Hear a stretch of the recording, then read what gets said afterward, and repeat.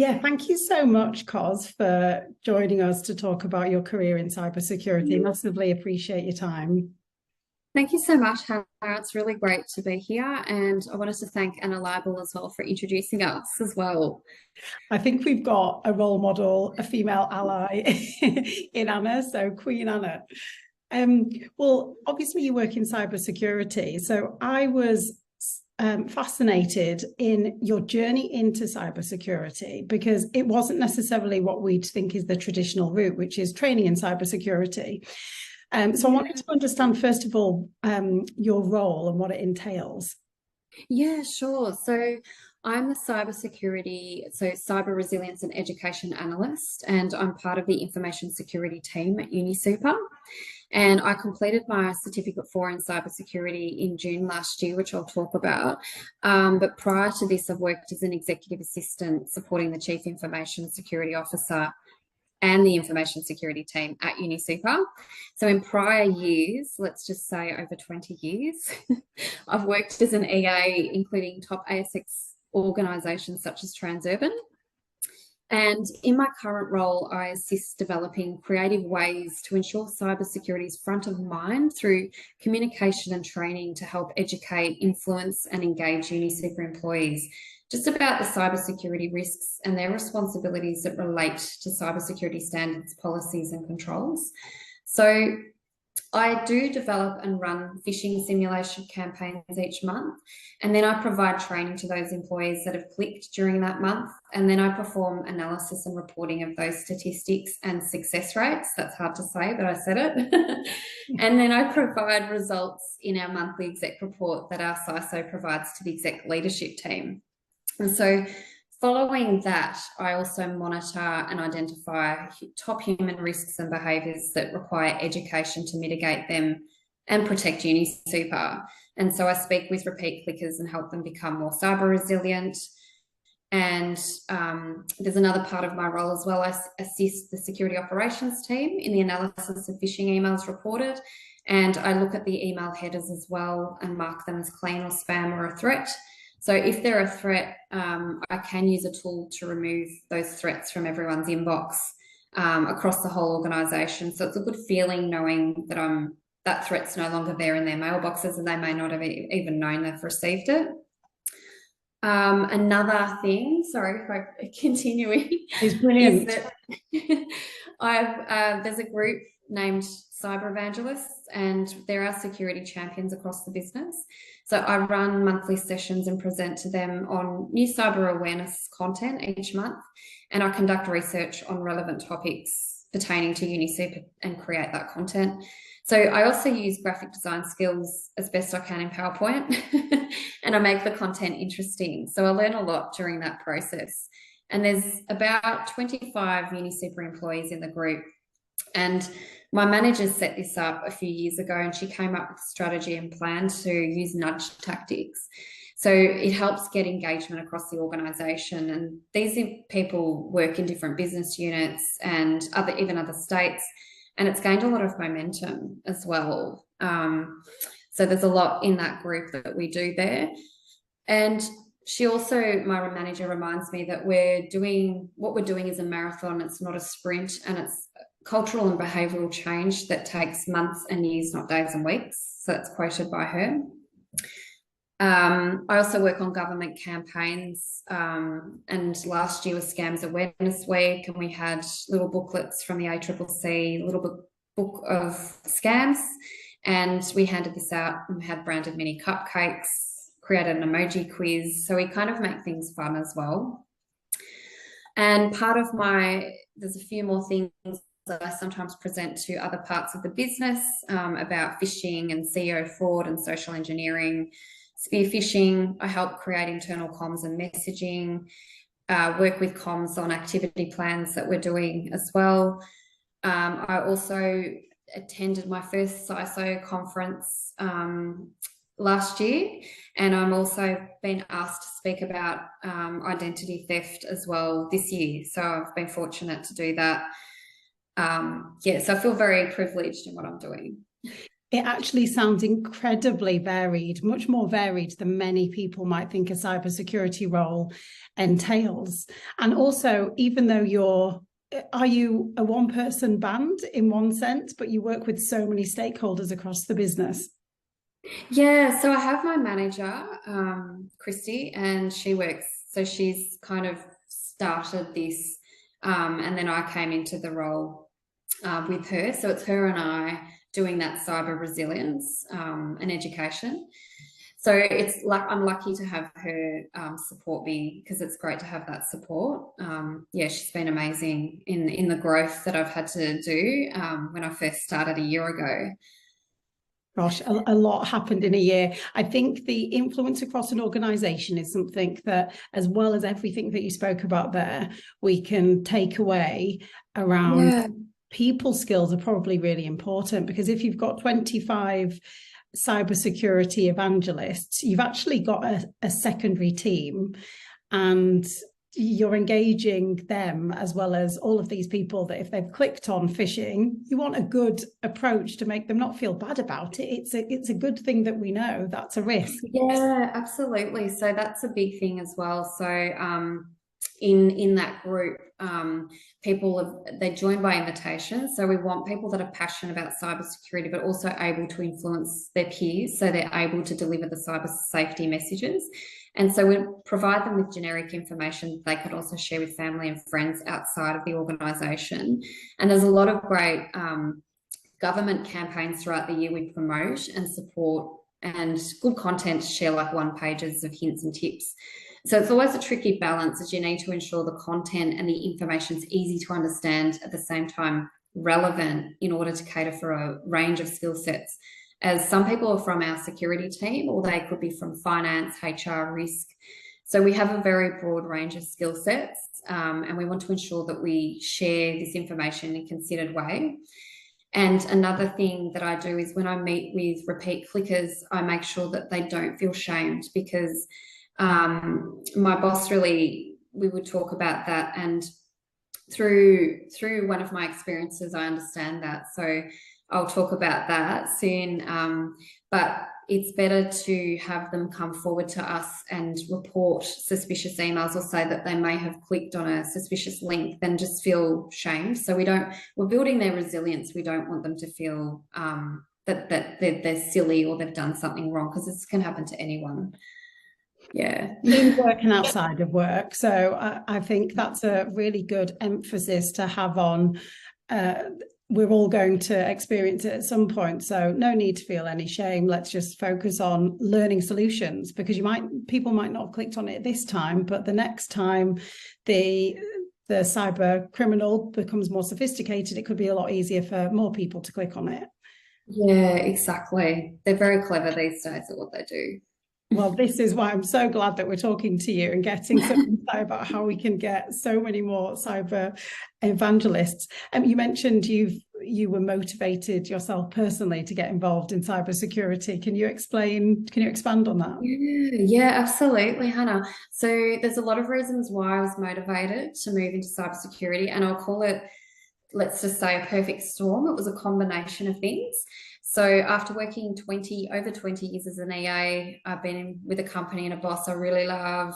I felt very loyal throughout that time, and I was working with him. I was offered a couple of opportunities in cybersecurity a few years ago that I turned down, because I didn't want to leave my boss and take a risk. And I was really comfortable. I loved the company, and I just felt bad to leave him. And I'm sure a lot of EAs understand how that feels. But I realized that I couldn't do that anymore. And until I felt uncomfortable and to take a leap, I wouldn't grow. I was feeling bored, and I knew he was kind of taking a career change before everyone knew he was leaving. So I was starting to think, I've got to do something.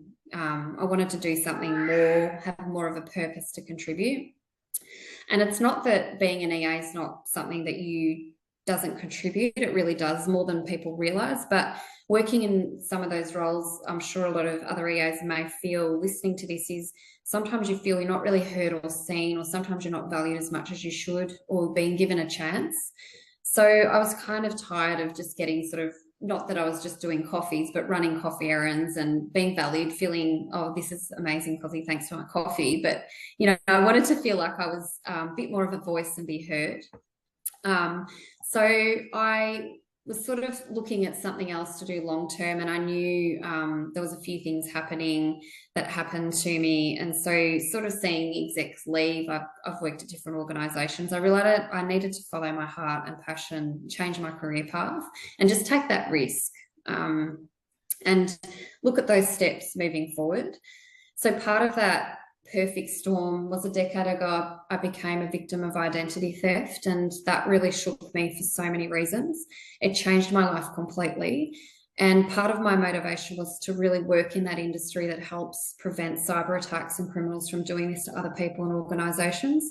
So I knew that a lot of people would sadly suffer like I did through this crime. So 29 other people suffered the same crime 10 years ago. So I wanted to move into this field and do something in the industry that could help people, and that was getting to this world of cybersecurity. So I also wanted to challenge myself in ways I've never done, and cybersecurity has definitely done that. It's motivated me to learn new things. I'm learning all the time, and the learning will never end. It's not like you can say, I've done so many courses and then that's it, and now I know everything. Not everyone will know everything. Another reason is that I've always been a very inquisitive person, and my friends know this, and I like to say, like, try and catch the bad guys. So I've always been vigilant, and in one of my old neighbourhoods I was made aware of during my identity theft was I was keeping an eye out and stopping a lot of criminal activity that was taking place and assisting police with crime in the area. So I built a great rapport with them, and I had this element of excitement, but it was also dangerous, and I kind of liked that. So there were stolen cars that were towed, drug deals being discovered, and I liked the fact that I was removing this activity from the area, keeping my neighbours and I safe. But I just wanted to put an end to that. So I did, and this innate nature of stopping criminals helped drive my interest in cybersecurity. So yeah, that was all those sort of perfect storm that came together, and I put that all together and moved forward with that. I mean, it's very in line with Fire and Forte, to be honest. It's very much about this purpose where a lot of the time something happens to us that helps us uncover our purpose, doesn't it? And identity theft sounds like a terrible thing, which then unearthed this feeling for justice, and no one else will have to go through what I've had to go through. And then Fire is all about passion and skills.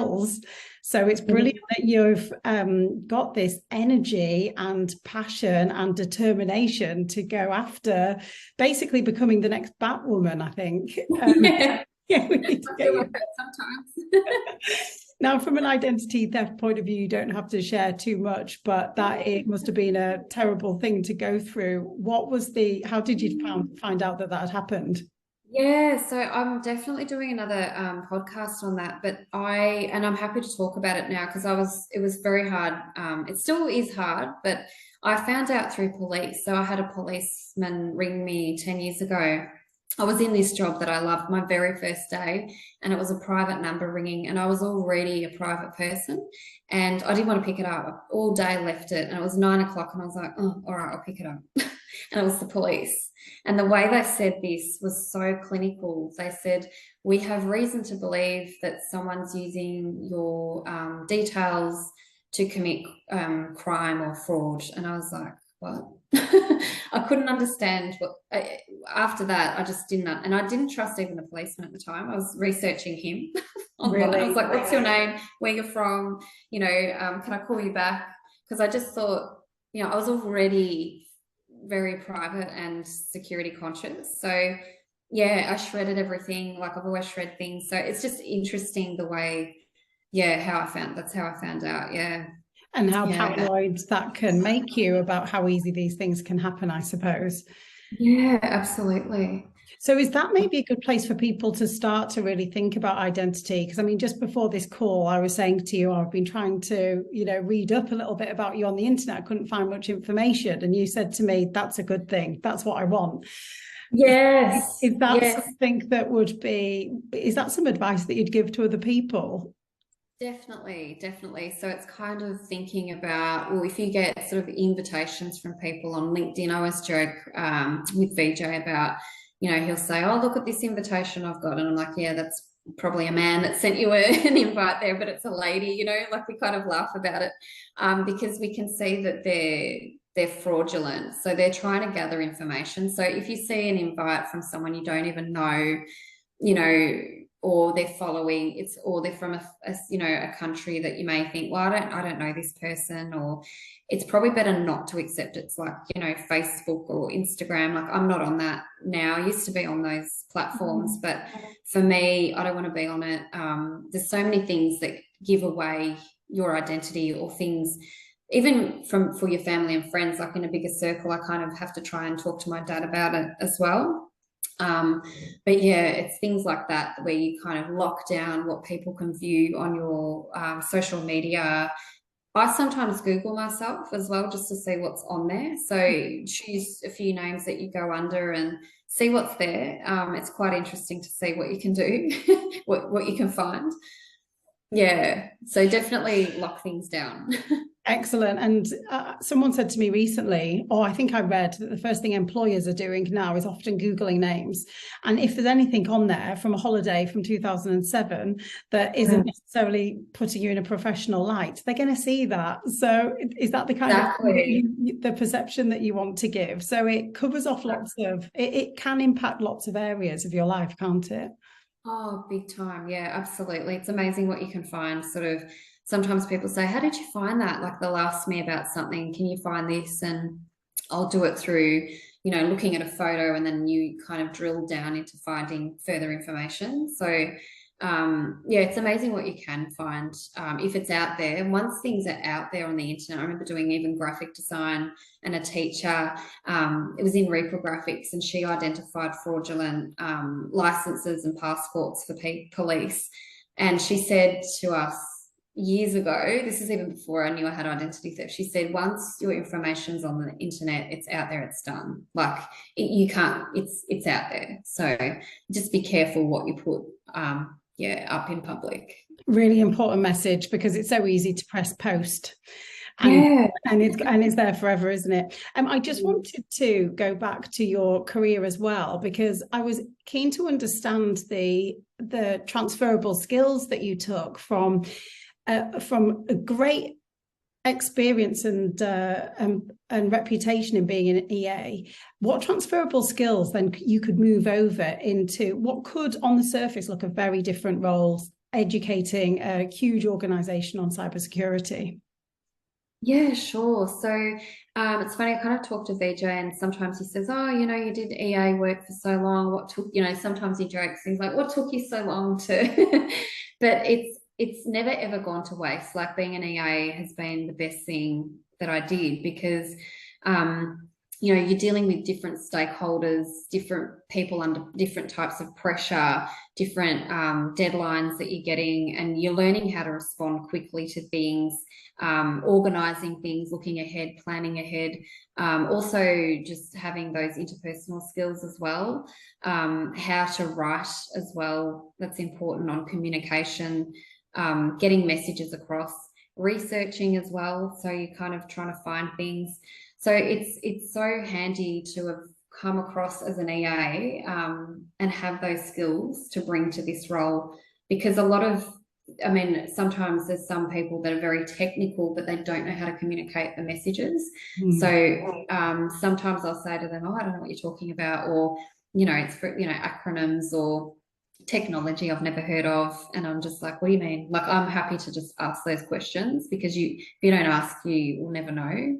It's assumed knowledge. So it's always good to ask those things. Yeah. And across a whole organization, there's going to be a vast difference in what people understand in acronyms and in how interested they are in technology. Because when you talked earlier about doing quizzes and emoji quizzes, I thought, what a great idea, because I'm wondering if some of your audience, well, is it ever difficult to engage an audience in cybersecurity? Yeah, it is sometimes. So if I post on Yammer, so I use that communication platform to post like what current threats might be, or scams. but also how to like how to report a scam. Like you've got to follow through with what they can do to be in control and take, you know, control of the scams. It's hard to engage sometimes because there are people that kind of just think, oh, that's like just tick and flick to get things done. Or it's like, oh, here we go, security can be a bit daunting, and they think, oh, why do we have to do this? So you kind of want to make sure people understand why they're doing it and how it can help them at home as well. Mm. I always say data is currency for criminals as well. So, you know, it's not just like them stealing a credit card and using a credit card. It's like getting an organization's data is huge. Like obviously with ransomware, locking it down, people having to pay, or using like the Medibank experience as well. It's like shaming people with all the health. You know, they've hacked that system. They know all people's health data. It's how they leverage and get payment from organizations as well. So it's a very big thing, and they can get a lot of information on people. So yeah, it's quite scary what they can do. Yeah. Well, thank you so much for sharing all of this information, because it's also very motivating and makes you think, well, it is actually possible to protect ourselves. In your career journey, would you be able to share what kind of training you did to move from an EA into your current role? Yeah, absolutely. So if I basically 2 years ago enrolled in a 2-year course part-time while working full-time to study. And so that was the best thing I ever did. And initially it was difficult and I felt overwhelmed, but I really wanted to finish the course, and I overcame those fears and doubts. I kind of thought, how am I going to get through this?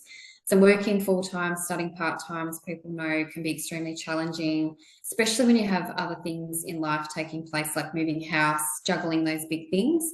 And also the fact that there was new terminology that I'd never heard of, or technical skills or systems I'd never used. So I pushed forward and overcame it. And there were a lot of late nights. It's not glamorous, cybersecurity, and deadlines and no sleep. So I did ask a lot of questions. You know, cybersecurity is so broad and there's so much to learn. And as I've mentioned, you know, no one's going to know everything. It's a beast.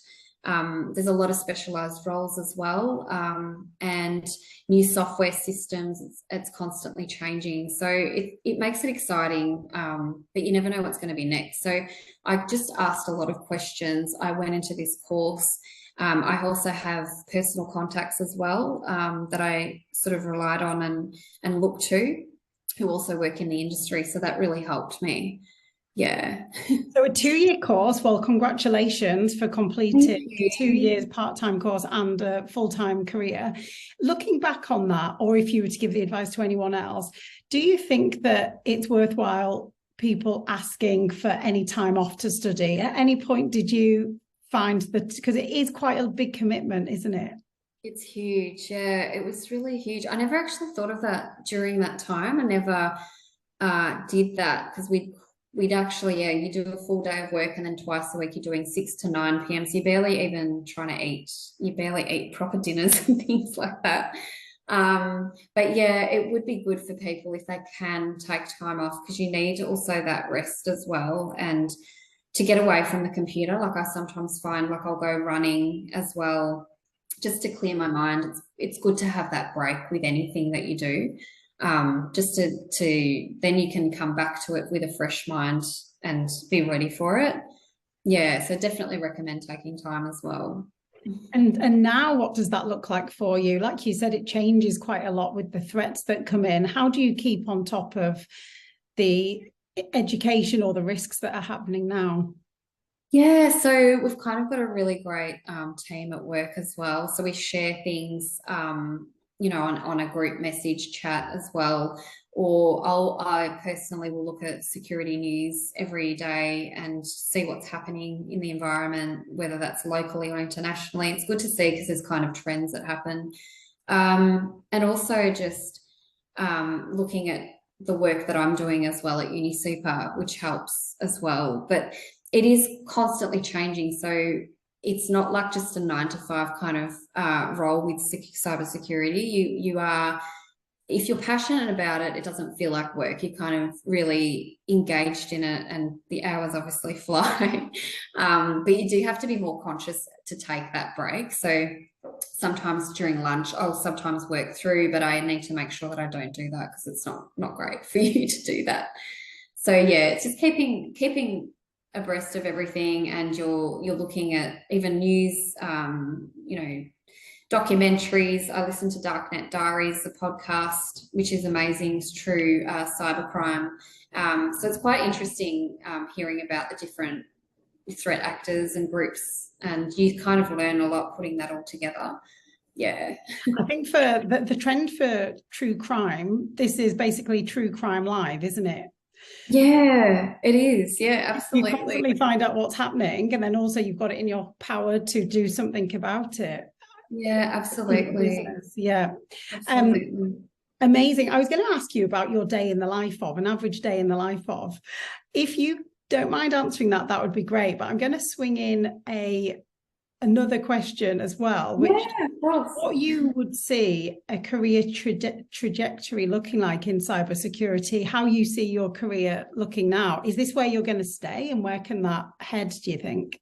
Yeah, so at the moment, I'm not too sure. I want to, like, as much as I'm enjoying my role at the moment as well, I've kind of been able to assist security operations in the analysis of emails, and basically those threats, I can rip those, as I've mentioned, from inboxes. So I want to kind of look at being maybe a SOC analyst to then look at analysis of malware and cyber defense as well. But then who knows where that will lead me to? Like, I kind of want to look at across all of the domains of cybersecurity as well, because everything's important. And who knows where that may lead. But I kind of want to look at the security operations team at the moment because it ties in with my cyber resilience and education and the emails that come through of reporting them. And then it's looking at the analysis of those emails and threats that come through. So yeah, it's kind of moving in a different direction, but yeah, so it'll be interesting to see. It'd be really interesting. And also, I suppose you spot trends as well, do you? You see certain emails or different tactics that cyber criminals.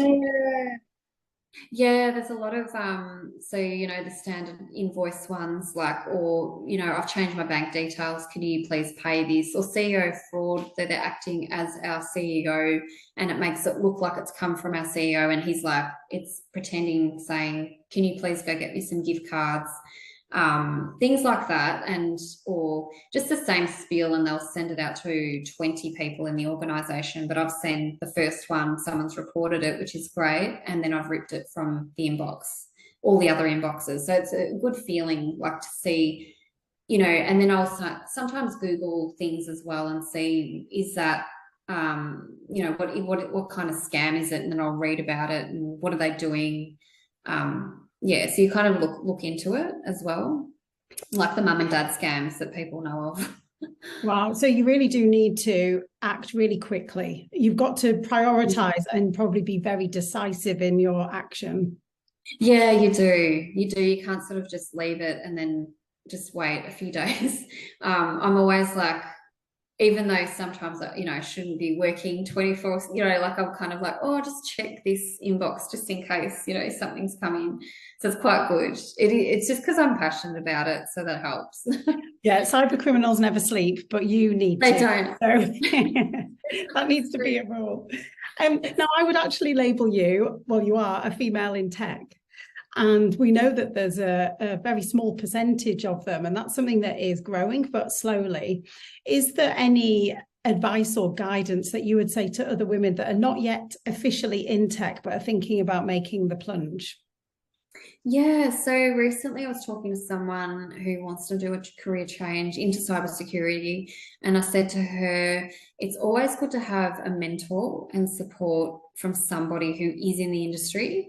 And she works in the industry, but not as a tech person yet, but that's actually quite helpful to have. Even if you've got friends or family, or just even people in business, there's always someone you can find to help mentor you, because I think that's such a big support that I've had. I can't imagine not having the mentors that I've had. It's just so helpful. And once you sort of say yes to things or you try new things, new doors are open, and opportunities come. You might feel a bit out of your comfort zone, but it brings new opportunities in. So I'd definitely say looking at those things, maybe, you know, I know that there was a female in my course as well, and I kind of looked up to her too, because she was doing education and awareness at the time as well. And I thought, wow, like she can do this. This is amazing. Like she's so smart. And it kind of inspired me seeing other females doing it as well. Yeah, so it's just reaching out to people, and everyone's so helpful, even in a team. Even if you're out of tech and you know some tech people in your organization, you can always reach out to them. They're always happy to help you. Yeah. It doesn't matter if they're female or male. I reflected on this recently with that. I was thinking some of the most patient, helpful people that I've worked with have been guys, as I've had my head in some data and not have understood it. So I think it's knowing the role and also leaning on those people. But I like your point about mentors and essentially role models. Yeah. Knowing who they are, identifying them and trying to keep in touch with them to keep yourself at that motivated level. Yes, absolutely. So I did reach out to VJ while I was on a run listening to his podcast with Claire Pales. And I said to him years ago, this is when I was an EA and I was sort of doing contract work, because we both worked at Transurban together, VJ and I. And I always remembered how hard he worked and his work ethic, but also as a manager, I think at the time he was, just how much time he would give to people. And he still does that in such a senior role. So I was just remembered him, and I knew how amazing he was working. And it makes you work, you know, you work at your best level. You know, I've worked with different people over the years, but working with someone that's so kind and generous with their time and so intelligent, hardworking, I just wanted to work with him. So I reached out to him and just said, if you ever have a job that comes up, can you please tell me? So a contract role came up and I was like, yes, that's amazing. Excellent. And how great is it to get an email come into your inbox? Imagine being the receiver of that email. I love working with you. I'll work really hard because you inspire me. That's what an employer would want to get, wouldn't it? So maybe I think a good tip that we can take away from that is just send the email. Just ask the question. Don't hesitate, even if it's a text, or reach out. Even if, you know, someone you admire, you don't really know that well, reach out. It doesn't hurt, because they will remember you. And even if they don't have something right away, they will come back to you. They'll just come back. So don't doubt yourself. Don't hesitate and think, oh, I might be annoying them. Like, you're not. Yeah, exactly. Stronger together, isn't it? I think. Yeah. Thank you so much. I wish you all the best in your career. You're going to go a long way. And I hope that we've got lots of causes. We can clone you in lots of businesses around Australia. Thank you so much, Hannah. I really appreciate your time today. Thank you. Speak soon. Take care. Thank you. You too.